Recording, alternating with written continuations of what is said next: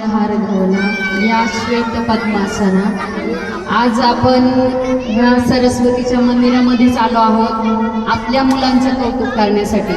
आणि अशा चांगल्या शाळेमध्ये टाकले तिथले शिक्षक पण चांगला स्वभावाचा आहे. चेतना मॅडम बद्दल जर बोलायचं झालं तर त्यांचा मला असा अनुभव आहे की कोणतीही गोष्ट करताना आहे ना आपल्यामध्ये एक गुण असतो की आपण एक पुढं जाण्याची इच्छा असणं एक महत्त्वाचं आहे. आणि काहींमध्ये असा गुण असतो की आपण महागार राहतो. तर जेव्हा बचत गटाचं आम्ही काम करत असताना ग्रामसंघाची मीटिंग होती ग्रामपंचायतमध्ये, तेव्हा मी अनाउन्समेंट केली की कोणाची स्वतःहून इच्छा आहे की बचत गटाचं काम करायचं. आणि एकट्याच चेतना मॅडम उभ्या राहिले. म्हणजे जेव्हा तुमची मनापासून तयारी असली पाहिजे काय करायची आणि अशा व्यक्तीबरोबर तुमची मुलं शिकतात राहतात म्हणजे त्यांचं मार्गदर्शन त्यांना मिळतं.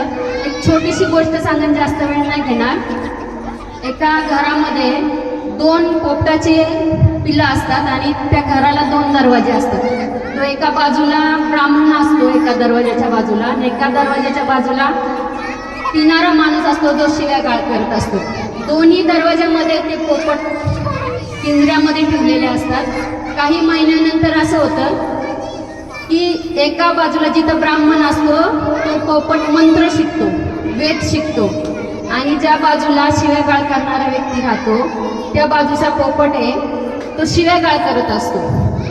म्हणजे आपण आपल्या मुलांना कोणाच्या सानिध्यात ठेवू तशी ती मुलं घडणार आहेत. आणि चेतना मॅडम बद्दल मी आत्ताच सांगितलं की त्यांच्या सानिध्यामध्ये तुमची मुलं चांगली घडतील याचा मला पूर्ण विश्वास आहे.